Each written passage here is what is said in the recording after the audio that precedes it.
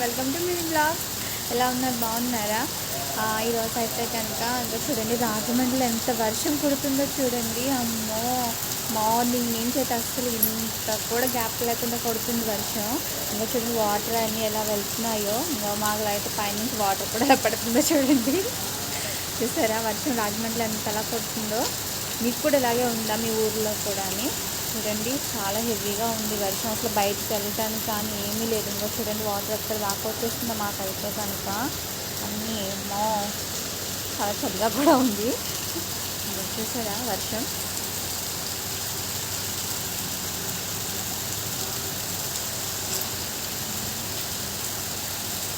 ఎంత వర్షం వస్తుందో చూడండి అసలు అని.